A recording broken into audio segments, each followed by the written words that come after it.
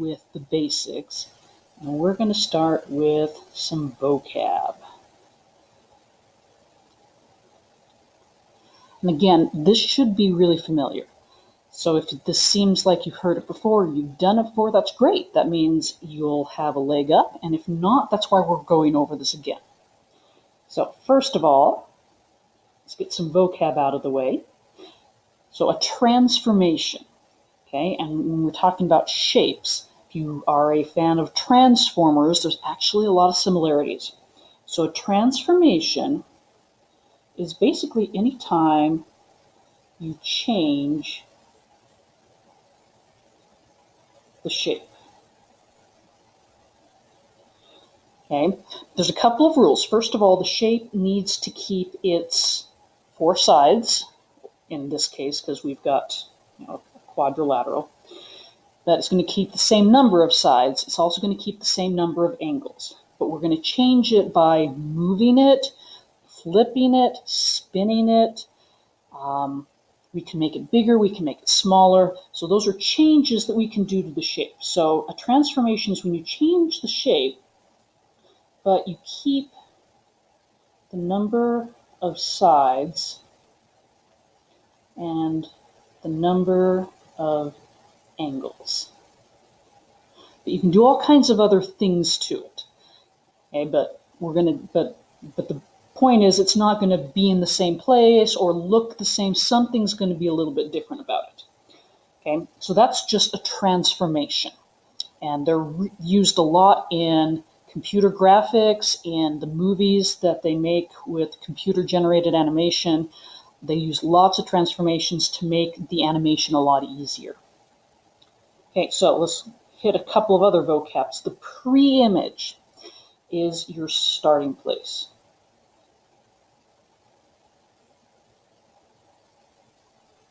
Okay, so that's where you start, and then the image is the final product. So pre means before. Okay, so pre is before you're finished, and then the image is the final product. Usually when you see things like this, the final product is going to be the dotted, or another thing that we'll do is they're called prime. So again, if you're a Transformers fan, if you think of Optimus Prime, they're pulling that out of geometry. Because anytime a shape has transformed, it gets a new name. And it gets this new name by taking the old name and sticking prime behind it. So the final product is usually a dotted, which means if you can take a random guess, the starting place is probably the solid, which kind of makes sense because you start with something pretty concrete and then you imagine, oh, I'm going to change it, I'm going to move it, and that's kind of that ghost image of here's what it's going to look like or here's where it's going to end up. So the starting place is solid, the final product is dotted.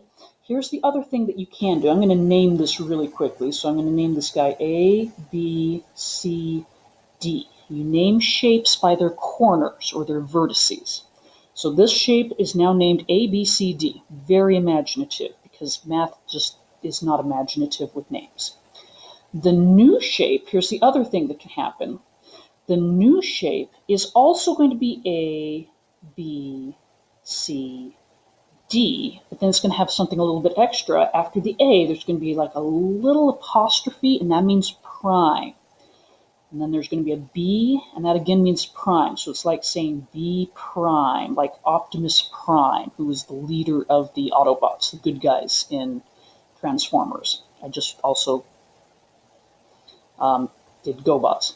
Okay, so leader of the good guys was Optimus Prime because he could transform.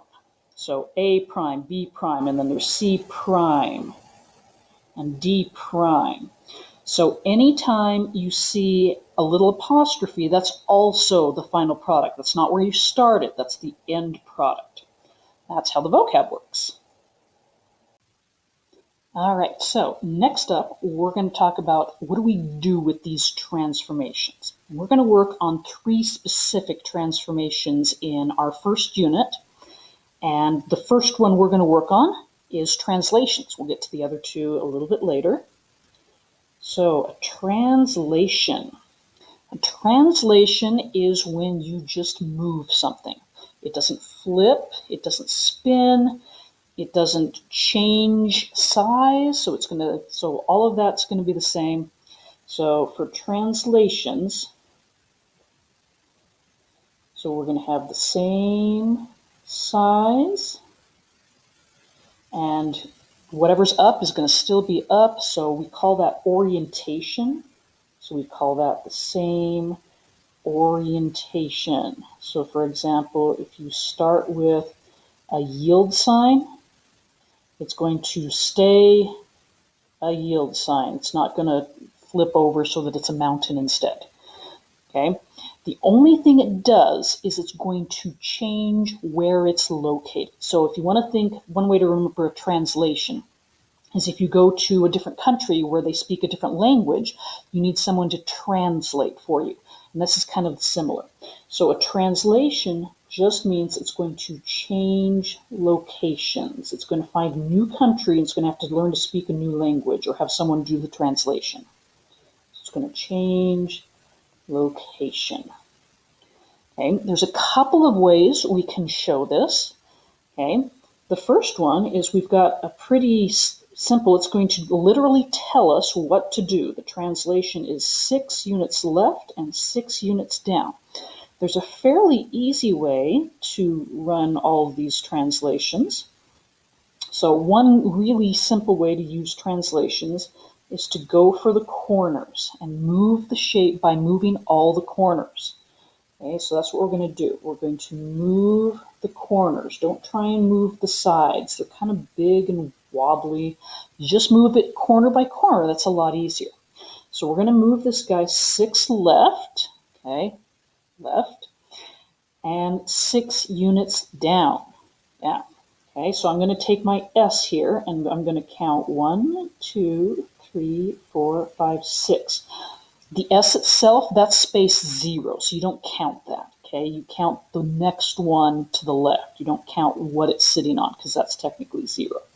Okay, and then when I get over here, I need to count down. So where I'm sitting is 0, but when I start to move, it's going to be 1, 2, 3, 4, 5, 6. And this is going to be S prime, because the prime means this is the new part. Okay, this is the part that we haven't seen before. It's new. And then I can do the same thing with the other corners. I can take the J corner and I can go 1, 2, 3, 4, 5, 6 left and 1, 2, 3, 4, 5, 6 down. And here he is at the bottom. There's the J corner. And it's J prime, and the prime means this is the translated or the transformed picture, okay? So the original is the pre-image, and this new one I'm making is going to be the final image. It's just not there yet. Okay, another thing you can do, you can keep moving corner by corner, and you can do it with U and with H. The other thing you can do, because translation doesn't change how it looks, you can get sneaky and you can say, all right, well, U is 2 to the right of S, and that's going to be exactly the same in the new location. So if I come down here to S and go 2 over, that's U prime right there. You can also count it, and if you count it, it's 1, 2, 3, 4, 5, 6, and then 1, 2, 3, 4, 5, 6 down, and that seems to work. H, you can do the same thing with H. H is 1, 2, 3 below the S, so that's not going to change. Translation doesn't change how it looks, just where it is. So we could come over here and go 1, 2, 3 down, and that will be H prime. And then the last thing we have to do is we're going to play connect the dots. And there it is. There's our image. And the beginning was the pre-image. So that's how that works. Okay. The other way you can run translations is they'll give it to you as an ordered pair or a coordinate point. Okay, so we got to remember how those things work. So coordinates run x and then y. They're alphabetical. So if you ever forget, you can go w, x, y, z. X comes first. X is back and forth stuff. So x's control whether or not you go back and forth, which means y has to control whether or not you go up and down. You can actually look at the grid. You can see y is at the top. That's an up and down, and x is off to the right. So it's going back and forth. The other way you can remember is if your parents say no to something you want, and you're going to say, why? Chances are you're going to go up and down. Most people don't go back and forth when they're asking for why. They tend to bounce. So think of a toddler. Or if you want to throw a temper tantrum, just don't blame me when your parents ask what you're doing. Okay, so the first one, this is going to be an x direction. And x directions, because they go back and forth, these are left-right directions. There's a catch to this one. He's got a little negative sign right there.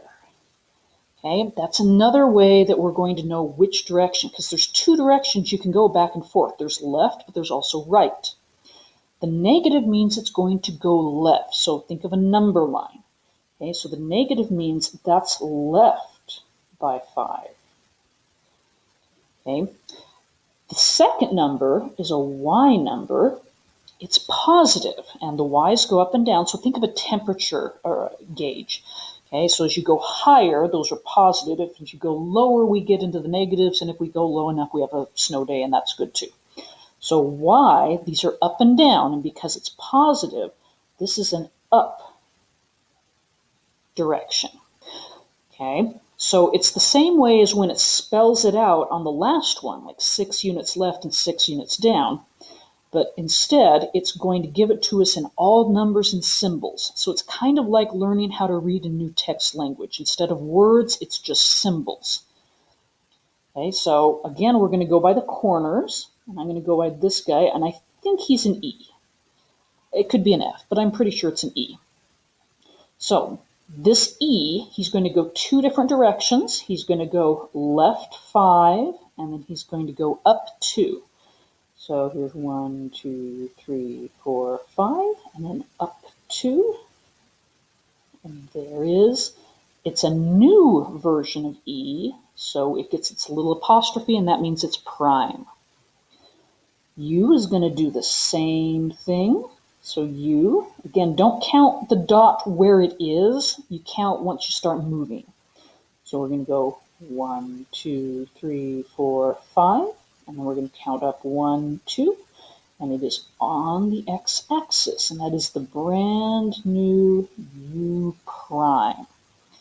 And just to finish it off, we've got our x down here, so we're going to count 1, 2, 3, 4, 5, and then up 2, 1, 2. That puts this guy right here.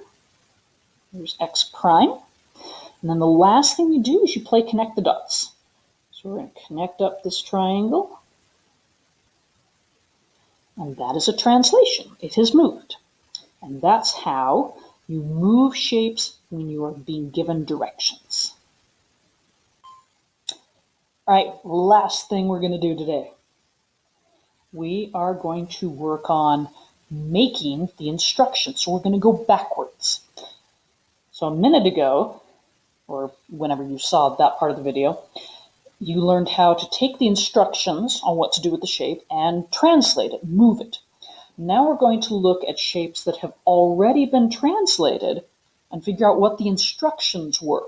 Okay, because this idea in math is called an inverse idea. It means you need to be able to go forwards and backwards. So think of it like adding and subtracting. You have to be able to go backwards and forwards, or multiplying and then backwards by dividing.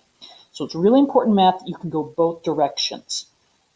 So here we're going to write, and it's called a translation rule. And in math, a translation rule is basically just a funny way of saying the instructions. We call it a rule in math because numbers follow these instructions to the letters. It's one of the ways that computers work. If you tell a computer what to do, it can't do anything else. It has to do what you just told it to do. Okay? Math is very much the same way. In fact, computers are based on math. They were created to help math be faster so that we could be really quick and accurate with our equations and our calculations. So a rule is basically instructions that the numbers and the shapes in math absolutely have to follow. Okay, so if it ever asks you for a rule, it's asking you for what were the instructions that made this happen. Okay, and we're going to look at them in two different ways.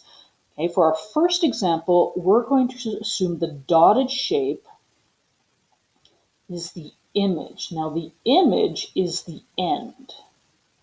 Okay, so if the dotted shape is the end, it's really important to know where is the beginning. Okay, so if the dotted shape is the end, that means the solid shape is the start. And some of you may actually want to label that. You may want to, on the paper, label, this is where we start. Okay, so here's our starting place. It's right there. And now we need the instructions for how did we get from the start to the dotted shape? How did we get from this guy to that guy? And knowing where you start is really important, because if you started at the other shape, you would go right and down, and that's not what happened. Okay, so we have to know where the start is. Okay, so sometimes they'll give you a solid and a dotted line, and the solid is the start. Dotted is the, oh, I think it's going to end up over here. This is my plan. It's going to end up here. And the solid is, all right, I'm going to start on something solid. I'm going to start on solid ground. The easiest way to do this is to go back to the idea of corner. So pick a corner. I like this top right corner. Okay, and this top right corner ended up over here. And then we answer the question, how did it do that? So this corner went up 1, 2, 3. And so we can say that this guy went up 3. And then we have to figure out how far over it went. And it went 1, 2, 3, 4. 4. Now I can't say over, okay, because the problem is if I say over, I don't know if that means left or right. Okay, so don't say over. Make sure you give it a left or a right. And in this instance, because we started where it's labeled start, and we went ahead and put that label in, it went to the left. So you can't say 4 over. You want to say 4 left. Okay, because yeah, it is over, but over can also mean right. So make sure you know which one you're doing. The other way you can do this, you can do this with words. Okay, but the other thing you could do is you could put this into X and Y if you want to practice, because eventually we're going to be doing that. So if you want to give yourself some practice ahead of time, on this assignment I will accept both. But for those of you who want to give it a try, okay, we're going to make an ordered pair out of this. X comes first, and then Y. So which one of these, remember X's are left and right. So 4 is going back and forth because it went left, and left is the negative direction. So we went -4, and then up 3 is a Y direction, and up is positive. So that's +3 for the Y. So you can also write it like that. Either one of these is fine for this assignment, but eventually we're going to be moving into ordered pairs only. Okay, so if you're feeling comfortable, go ahead and give it a try. But if you're not feeling comfortable about it, that's okay. Keep with the up, down, left, right. Write it out using the words, okay? So it doesn't mess you up. Okay, we're going to do something a little bit different because this is something you see a lot of. Okay, sometimes they're both solid lines. Now in this one, they're not. But once in a while, you'll see something like, we'll name this guy ABC again because why not? And sometimes, instead of seeing a solid line and a dotted line, sometimes they'll both be solid. So I'll change this so it looks like things you might see. There we go. Sometimes they're both solid. So you have to find another way to figure out who's the start. The start is whoever doesn't have apostrophes. So think about when you were first learning to write. You didn't learn your apostrophes, you learned the normal letters. So find the normal letters that don't have the prime with apostrophe. And again, if you need to label it and you want to say, this is the start, that's not a bad idea. Okay? So if it doesn't have solid lines and dotted lines, look for those apostrophes. Okay? You start where there are no apostrophes, and then you figure out, how do I get to the other shape? Okay?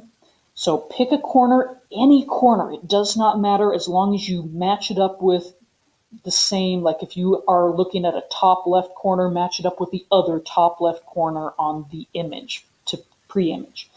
Okay? I like B. I tend to work in upper right corners. Okay, but it doesn't have to be that one. You can pick any corner you want. Okay, make sure you start at the start. Okay, don't start at the end. Okay, you want to start where you've labeled it as a start. So there's your start. So here's your B corner, and we go 1, 2, 3, 4. Where does this guy end? Now he's over here. He's over here. There it is. So 1, 2, 3, 4, 5. So he went, and that was to the right. So he went right by 5. And then we're going to take the same thing and go down. So 1, 2, 3, 4, 5, 6. So he went down 6. And that is a perfectly fine answer for this worksheet. Okay, you can go right 5, down 6, and that answers the question. If you want to give yourself a little bit of an advantage later, and you want to practice what would that look like if we wrote it as an ordered pair. Okay, remember X and then Y, and X is left and right. We went right 5. Right is a positive direction. And then up and down. Down is negative. That's where we get really low temperatures. So that is a negative 6. And that is how you work backwards. You look at what happened. The shape has changed location. And then you give it its rule. You work backwards and say, here's the rule, or here's the instructions the shape had to follow in order to make this work.